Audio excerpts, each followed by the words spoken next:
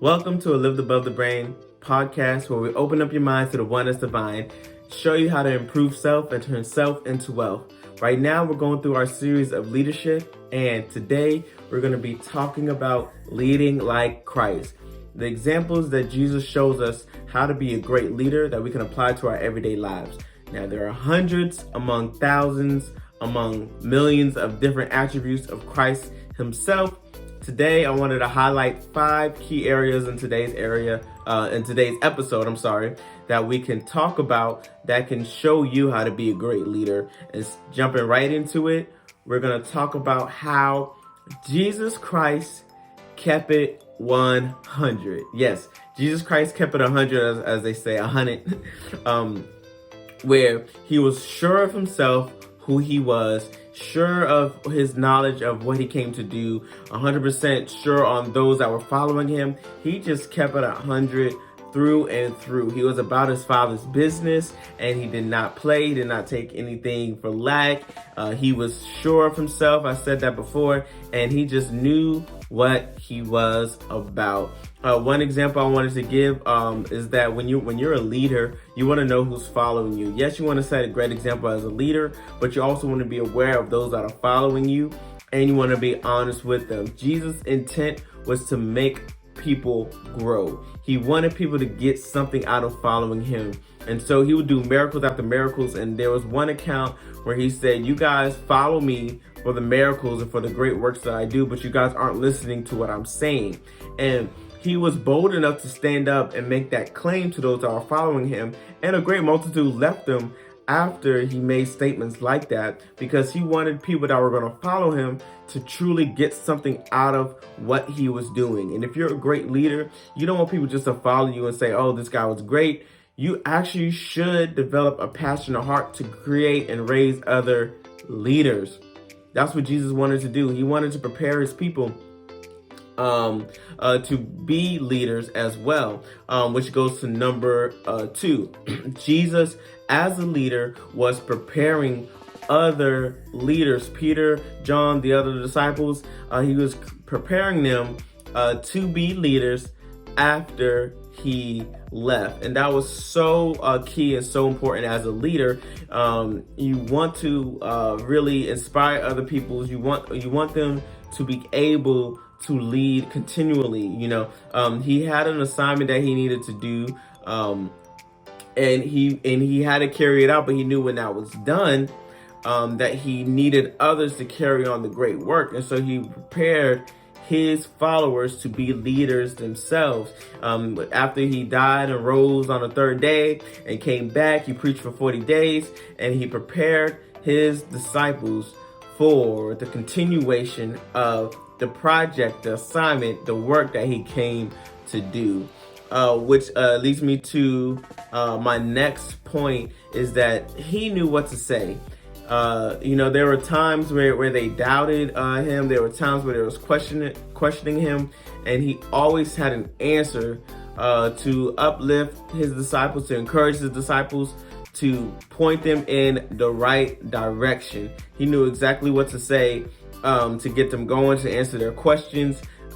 Whenever they were confused, he gave them a parable. He gave them some insight into exactly what his plans were, what he was doing. And so that is a great leadership attribute to have for yourself, is to be able to let people know what you're doing.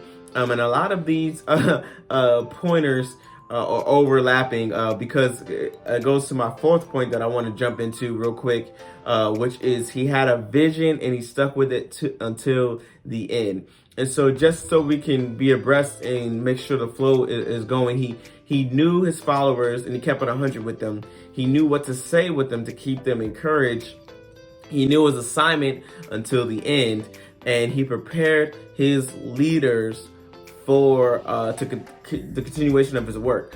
But from start to finish, going back to number 4, from start to finish, he knew his vision. He clearly articulated it, and there was times where he said it over and over again, to the point where he had to give different examples on his purpose, what he came to do, and what the point of why he was here mattered, and he made sure he got that into the hearts, into the minds of his followers, his disciples. He didn't go off tangent, he didn't go off task. He always brought it back full circle to him coming to save us from our sins and to declare the kingdom of heaven, to preach the kingdom of heaven to his disciples. And so that was the key thing that we can take away, was that he was about his Father's business. He was about his vision, and he carried it out all the way to the cross.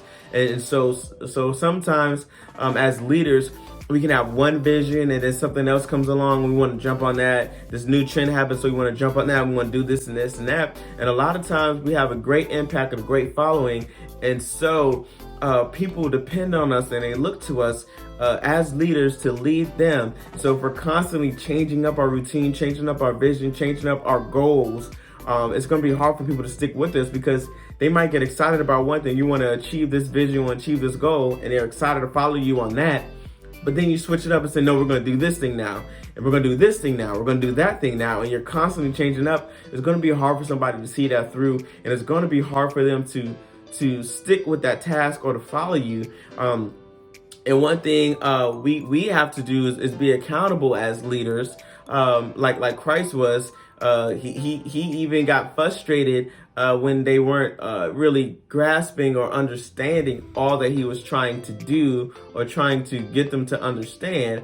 But he was thorough, and he kept it, like I said, number 100, he kept it 100 with them and saying, you generation of vipers, how long am I going to be with you? Oh, ye of little faith, you guys. I'm trying to get you guys to understand this. He was very passionate about getting them to understand what he came to do so they can pick up the mantle and keep it going. And number 5 I want to throw in there is that he knew how to handle crisis well. When the Sadducees and Pharisees would debate him and argue and bring up the law and things of that, he would give them a response that was fruitful. Not only would it be a good response, but it was something that they can learn from. His disciples can learn from. They can see him in action, how he handled crisis when they were on the boat and the storm came and it was tossing the boat back and forward and he was asleep. They saw how he responded. They were all frantic and worried and say, we're about to perish. And Jesus Christ said, you know what? Peace to the storm, calm to the storm. And he spoke to that thing and it stopped. And so they were like, wow, what kind of manner of man is this? To the point where another example, a great example, is when a gentleman came to Jesus and he said, your disciples could not cast this demon out. And he said, oh, ye of little faith. He said, by much faith, prayer, and fasting, can we do these things? So he used that as a teaching opportunity. And then he went forth and cast that devil out. As an example, when the followers couldn't do it, Jesus Christ, set the tone. It was like, look at me. I'm about to do this thing. And then he did it. So another example where, you want to be able to back up what you're saying and what you're doing. And Jesus backed it up. Jesus backed up what he was saying and what he was doing, and he handled Christ as well. Even when in the garden at the end, when Peter cut the guy's ear off, Jesus healed the guy's ear, and he was like, I have to do this. And they were spitting on him, stabbing him, whipping him, doing all kinds of crazy things. And he kept it forward. He kept it going. He kept his eye on the cross. As much as he wanted this cup to pass for him, he kept focused because he knew the mission needed to be completed. And he did that all the way to the cross. And he handled crisis just the only way that Christ could. And so that's one thing that we can take into account as leaders, is when crisis comes, we don't get frantic, we don't panic, we don't feel like tapping out, but we got to lead by example. And so when our followers, when those that we're teaching, that we're leading, look to us as an example, they can say, okay, he handled that crisis pretty well. And at the same token, Jesus constantly was teaching them along the way. This is why you got to do this. He didn't just do things. He taught them along the way. He gave them examples. He gave them teaching. He gave them quality teaching He always knew what, like I said, he always knew what to say when he was delivering his message in his parables. He was like, okay, let me give you another example. Let me give you another example. I speak to you in parables because you might not understand what I'm trying to say if I had not done that. So let me speak to your level so you can understand this. Every opportunity was an opportunity for him to teach. So when people are trying to learn from you to become great leaders, you have to be willing to teach them. You have to be willing to know what to say in order to impact their lives correctly, because a lot of times they're looking to you as an example and they really don't know. And so it's up to you to show them how to be a great leader by leading by example, by willing to give them an answer when they come to you for help. And so you also have to be true to yourself and true in who you are, and be willing to have those hard conversations to say, hey, I know you're trying to, be a part of this team. I know you're trying to elevate in this area, but you're not giving the effort that you need. You're only, doing this, as a means to an end. You're not really trying to grow and develop in this area. And that's what, like Jesus keeping it 100 really was. Got to turn to some of those people that are following you and saying, hey, get off the train now. Or take this seriously if you want to take it seriously. And if you want to take it seriously, let me show you the way. This is how your heart should be. But I know your hearts, I hear your hearts, and I see it in your actions, what you're truly about. But if you want to continue following me, this is what I need to see from you. And so, yeah, we got to keep it 100 as leaders. We got to know what to say to those that are following us and to say to those that might have opposition against us, to lead by example for those that are following us. We got to be able to stick to our vision. If we have a desire or goal, we have to stick till the end, because if we're always switching up, those that are following us are going to switch up too. They're not going to become great leaders. And we got to prepare them to be great leaders. We got to prepare them to be great leaders, because one day we won't be here. But if we have a great vision to change this world, we have to continue in the effort, and that's by teaching others how to set that example. And we have to be able to handle crisis as well.